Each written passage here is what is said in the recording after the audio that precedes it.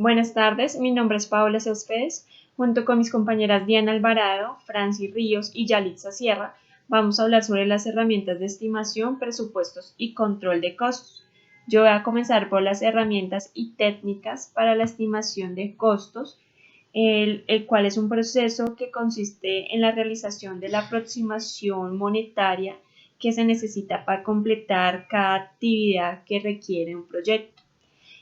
Para realizar estas estimaciones, pues existen unas herramientas que son muy útiles, las cuales son el juicio de expertos, la estimación análoga, la estimación paramétrica, la estimación ascendente, la estimación basada en tres valores, el análisis de datos, el sistema de información y la toma de decisiones. Yo les voy a hablar sobre dos herramientas, las cuales son la estimación análoga y la estimación ascendente. Vamos a empezar por la estimación ascendente, que es un método que se aplica para el costeo de paquetes específicos de trabajo o de actividades, por lo que se requiere que la información del proyecto esté muy detallada y disponible. Para realizar esta estimación de costos con este método, el proyecto se debe dividir en múltiples ítems o actividades y se estima el monto de los recursos de cada uno de estos ítems, como son el materiales, equipo, mano de obra, entre otros costos. Igualmente, pues se identifican los costos unitarios de cada uno y para finalizar todos los ítems que identificamos se le saca un total y se suman y este va a ser el costo total del proyecto. Un ejemplo que se asemeja a la estimación ascendente son los costos basados en actividades ABC. Continuamos con la estimación análoga. Este método se utiliza con datos históricos de proyectos que cuenten con las mismas características de nuestro proyecto. Normalmente cuando se realiza este método, el proyecto que se asemeja se modifica la información con el actual proyecto que estamos realizando. Esta técnica suele ser muy rápida y económica, pero también suele ser muy imprecisa, por lo que no es tan recomendable utilizarla. La estructuración del presupuesto se entiende como el proceso de sumar los costos estimados de las actividades individuales o los paquetes de trabajo de la estructura desglosada de trabajo para establecer una línea base de costos. Las herramientas elegidas son análisis de gastos, entre ellas el análisis de reserva y la conciliación del límite de financiamiento. Dentro del análisis de gastos se encuentra el análisis de reserva. Esta herramienta permite determinar las reservas para atender las posibles contingencias e imprevistos que pueda tener un proyecto. Estas reservas se incluyen en el presupuesto con cantidades específicas, se retienen durante la ejecución para poderlos controlar y se utilizan para cubrir los trabajos o riesgos no previstos. En las imágenes adjuntas, por ejemplo, está el cronograma. Esto, por ejemplo, para proyectos de infraestructura en el que se pueden demorar la entrega de materiales, puede quedar mal algún componente arquitectónico y empieza a generar retrasos, por ende costos adicionales. La segunda imagen muestra un desastre natural, son riesgos que en ocasiones no se prevén y generan costos adicionales, o el cambio de las divisas, por ejemplo, si el negocio se hace con dólar estadounidense, dólar canadiense, puede haber fluctuaciones que afectan el proyecto. Estas reservas son positivas para atender este tipo de problemáticas o situaciones para el proyecto. La siguiente herramienta elegida fue conciliación del límite de financiamiento. Esta herramienta establece que el gasto de fondos debe conciliarse constantemente con los límites de financiamiento establecidos para el proyecto. Si hay variaciones entre ambos valores, el equipo de gerencia deberá reprogramar el trabajo, es decir, la asignación de los recursos, el cronograma, la entrega de ciertas actividades o productos, el trabajo, para equilibrar la tasa de gastos.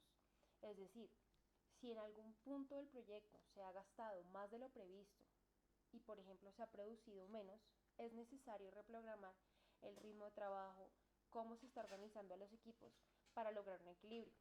En la imagen entonces se observa una balanza representa el equilibrio entre lo que se invierte o la expectativa de inversión como el límite y al otro lado el tiempo que se está invirtiendo, el uso de los recursos ya sea físicos, de personas, de maquinaria, para lograr el punto de equilibrio entre estos dos insumos.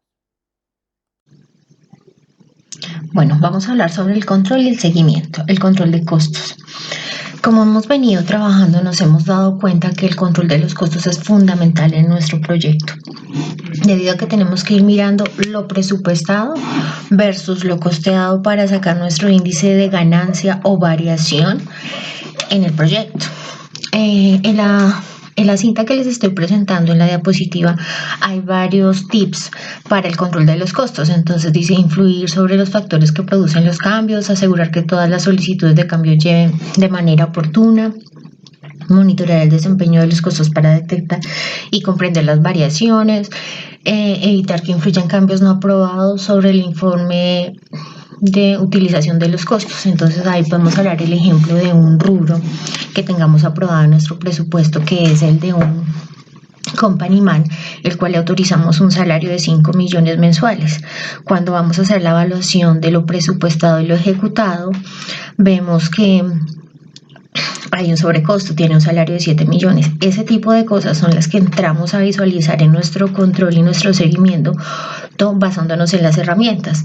Entonces ahí miramos nuestra variación, miramos si es viable el que se haya hecho ese incremento, si tenía una aprobación, si tiene una justificación o si algo no estamos haciendo bien en el proyecto, que eso sería el resultado de no utilizar nuestras herramientas correctamente. Seguimos con nuestra próxima diapositiva.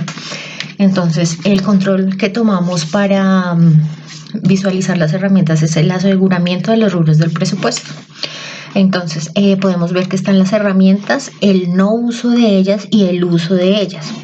Como sabemos, tenemos las 4 herramientas, que es el juicio de los expertos, el análisis de los datos, que para mí es uno de los más importantes. El tercero es para completar el índice del desempeño del trabajo a completar, como el estatus en que se encuentra el proyecto. Y el cuarto es el sistema de información para la dirección del proyecto, que esto quiere decir ya finalizando nuestro proyecto, revisar qué proyectamos, en qué estamos y cuáles son las últimas partidas que están pendientes por llevarse a cabo. Entonces, ¿qué nos implica el no uso de las herramientas? Entonces, en el experto de juicios, que llevemos a una persona que no ha trabajado en el sector en que estamos llevando a cabo nuestro proyecto y nos dé una mala información o no tener experiencia, nos haga y nos guíe de manera inadecuada. En el análisis de los datos, ¿ahí qué podemos hacer? Bueno, esto es lo más grave que puede ocurrir, porque basándose ya cuando se hace el análisis del proyecto se hace sobre cifras, y si los valores no quedaron bien ponderados, los análisis que se hagan van a ser erróneos, las variaciones, las tendencias, mayores o menores valores realizados en reservas, y no nos va a permitir tomar buenas decisiones.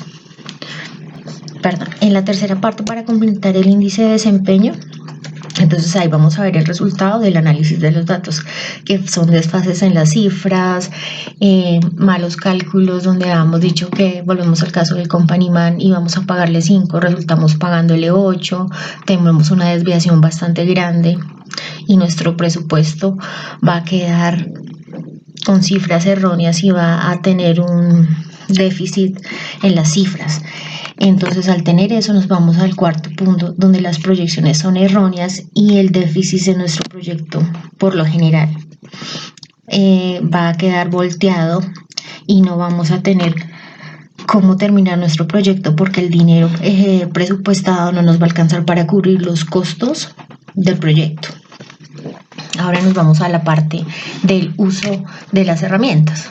Al tener un experto con experiencia en el sector nos genera tranquilidad, porque desde el inicio del proyecto sabemos que la experiencia hace que la estructura de nuestro presupuesto quede bien construida, y en el análisis de los datos será asertivo en el momento que vamos revisando las actividades planteadas en el presupuesto, donde se le generan a cada uno los rubros, y de ahí se parte para hacer la comparación de los valores. Entonces volvemos al caso del Companiman.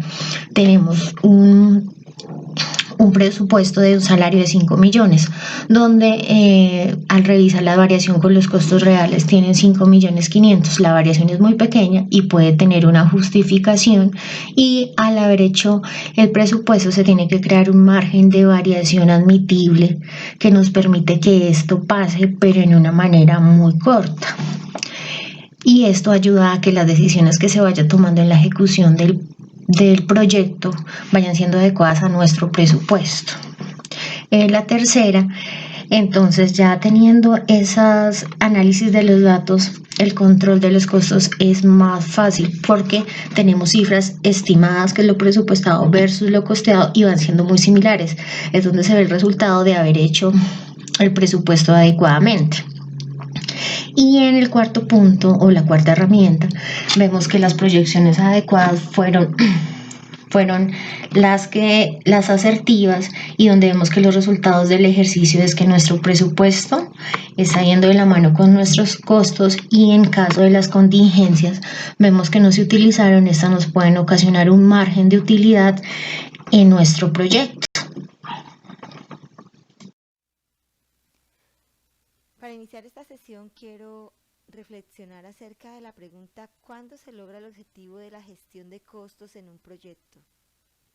Para ello, he traído la definición de gestión de costos del proyecto, la cual habla de sus fases desde la planificación hasta el control de los costos, pero en la última parte es donde se observa cuál es el objetivo, y es que se complete el proyecto dentro del presupuesto aprobado.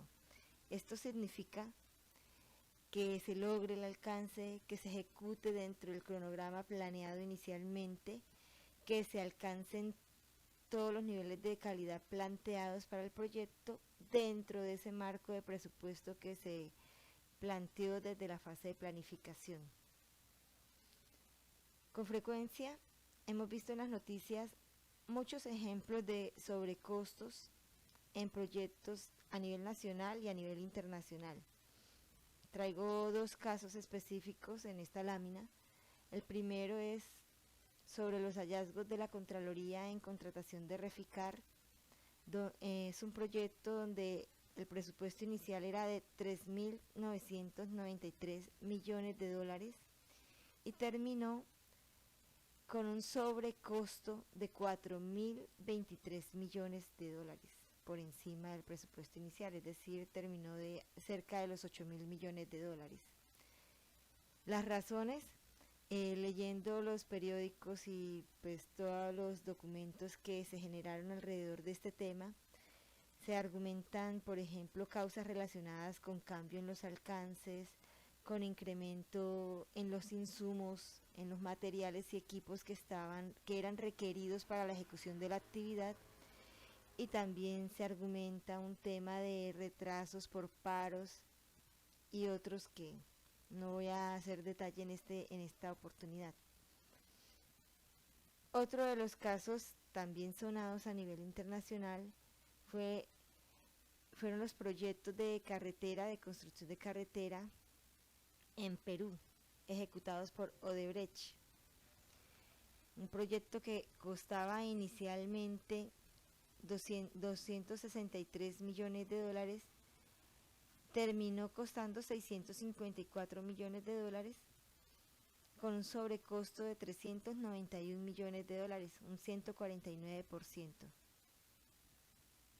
Entonces vemos cómo este tipo de proyectos no solo afectaron la imagen de las empresas ejecutoras, sino también generaron un impacto sobre la economía del país, ya que esos sobrecostos se trasladan a los habitantes del país, a los ciudadanos, y también pues otra serie de impactos sobre el tema imagen reputacional, clientes, el tema económico también se vio bastante afectado, y aún no concluyen los efectos de estos proyectos.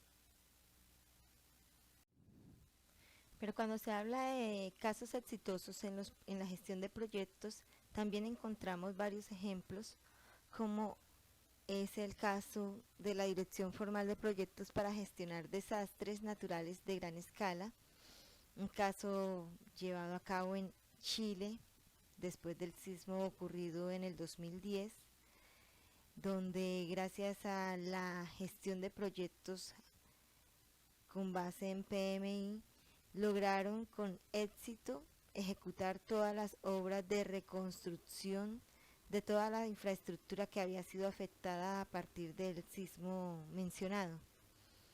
Otro caso exitoso es el de la central hidroeléctrica Platanal en Perú, en un tiempo récord, una central de 350 millones de dólares, un proyecto de alto riesgo que se ejecutó en un tiempo récord, pasó de 5 años a 3.2 años y logró el éxito gracias a la aplicación de la dirección de proyectos según los estándares del PMI. Tanto en costos como la ejecución técnica se desarrolló de forma tal que se ajustó a lo planeado desde el principio e incluso presentaron eficiencias al finalizar los proyectos. Pero ¿cuál es la diferencia entre un proyecto exitoso y un proyecto que no logró cumplir con las expectativas de sus directores o dueños de proyecto? Y para ello traigo a colación el ejercicio que se desarrolló en Chile en el 2008, cuando construyeron 4 estadios de fútbol en 4 ciudades diferentes en tiempo récord y cumpliendo con todos los pronósticos en costos, en cronogramas y en alcances. Primero que todo, pues una parte de contexto en el que nació este proyecto. En el año 2006, Chile obtiene el derecho para organizar el Mundial Femenino de Fútbol Sub-20. La última gran inversión en infraestructura la había realizado en el año 1962.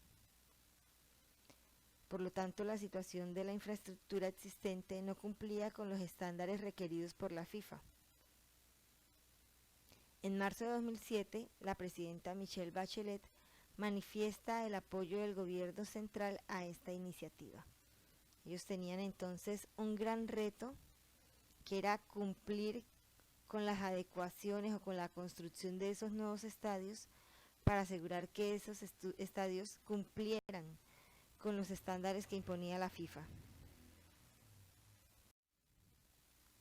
Los desafíos técnicos estaban relacionados con que ninguna de las ciudades seleccionadas como posibles sedes del Mundial de Fútbol Femenino Sub-20 contaba con infraestructura que cumpliera con las normas de la FIFA.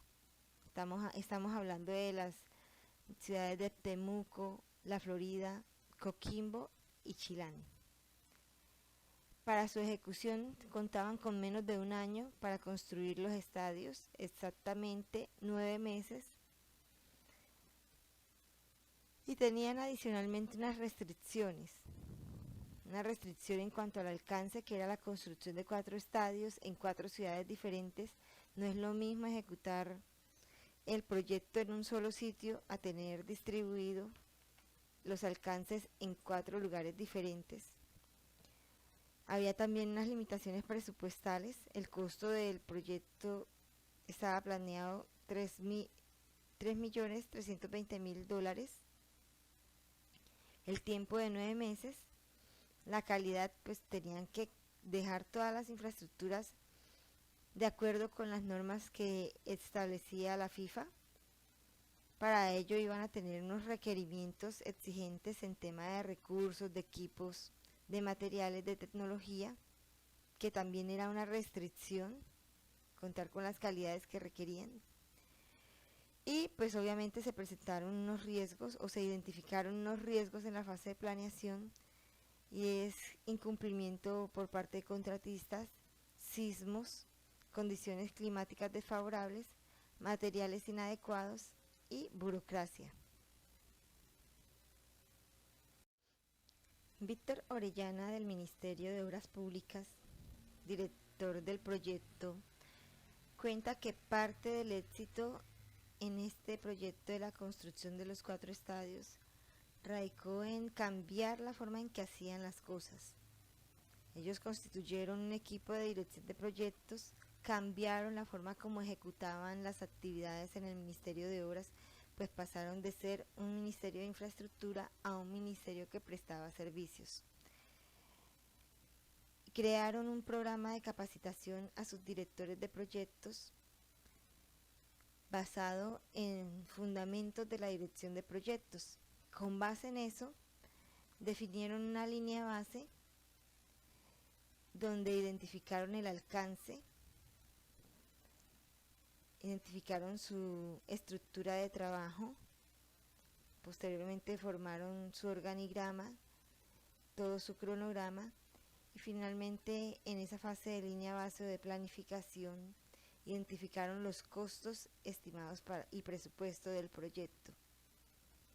Toda esa información les sirvió como base para poder en la parte de ejecución hacer el seguimiento a los resultados que iban obteniendo semana a semana. En la fase de ejecución hicieron una gestión fuerte de proveedores, aseguramiento de entregables, aseguramiento de calidad, y aquí en la parte 4 es donde el director del proyecto habla que se obtuvieron los datos de desempeño, entre ellos los datos económicos. Se hacían los comités de gestión para poder identificar la desviación de los costos con respecto a lo planeado. Igualmente hacían gestión de comunicaciones, recompensas y mejora de procesos. En la parte de gestión y control, mencionó este director de proyectos que se presentaban solicitudes de cambio, como es normal, no era un proyecto perfecto, pero que la gestión del cambio se hacía con todo el rigor, que el seguimiento a los costos o el control de los costos lo hacían a través de la gestión del valor ganado, EVA, identificando en cada periodo cuál era, si el proyecto estaba generando eficiencias o estaba generando sobrecostos. Esa fue la estructura que tuvieron en cuenta para poder hacer el control de los costos, y que él dice es uno de los pilares fundamentales para que haya tenido el éxito que tuvo al final de obtener los resultados con los presupuestos indicados. En la etapa de cierre, pues ya realizaron la verificación de requisitos, nuevamente chequearon que todos los alcances se hubieran obtenido, que se hubiera logrado en los cronogramas, que todos los requerimientos establecidos en la fase de planeación estuvieran cumplidos, incluidos todos los presupuestales. Cierre de contratos, generación de lecciones aprendidas, entrega del producto y liberar el equipo de dirección. Entonces todo este proceso que ellos llevaron a cabo se fortaleció gracias al programa de capacitación que desarrollaron para sus directores de proyectos. Cuenta el señor Orellana que todos las ciudades tuvieron un equipo de trabajo con un director a cargo debidamente capacitado en PMBOK. Orellana con frecuencia comenta que este caso fue el primero que el Ministerio de Obras Públicas usó formalmente la dirección de proyectos, y que fue la referencia, la ruta para determinar qué herramientas y técnicas se necesitaban y cómo debían desarrollar y apoyar a los equipos. Igualmente comenta que brindó la forma para gestionar el proyecto a tiempo y para monitorear y seguirlo efectivamente. Finalmente, en esta lámina se citan algunos ejemplos de los beneficios de usar herramientas de costo en proyectos y de las desventajas que se presentan al no usar estas herramientas. Primero que todo, resaltar que existen herramientas que se adaptan a los diferentes tipos de proyectos, que el uso de estas herramientas permite conocer desde la planeación los valores máximos a contratar por cada paquete de la estructura de trabajo. Se permite identificar los requisitos de financiamiento del proyecto. A través de estas herramientas se asegura la gestión estructurada de los costos del proyecto desde la planeación, pues garantiza el control del presupuesto, genera eficiencias administrativas, el logro del objetivo de acuerdo con el presupuesto planeado o con una desviación aceptable. Una gestión adecuada del proyecto pues permite que haya una mejora en la imagen institucional de quien ejecuta el proyecto y se convierta en un referente para la planeación y ejecución de proyectos del mismo tipo. Ahora, ¿qué pasa cuando no se utilizan herramientas de costo en proyectos? Puede que el proyecto no fracase, pero en su ejecución pueden presentarse faltas de control presupuestal del proyecto. Al finalizar pueden identificar detrimento patrimonial, ejecución de actividades con desviaciones inaceptables con respecto al plan inicial, puede generarse desequilibrios económicos y afectación a la imagen de la empresa que ejecuta dicho proyecto. En conclusión, se puede decir que el uso de las herramientas de costos en la ejecución de proyectos son mucho mayores, generan más beneficios que no utilizar estas herramientas desde todos los puntos de vista: reputacional, económicos, sociales, etc.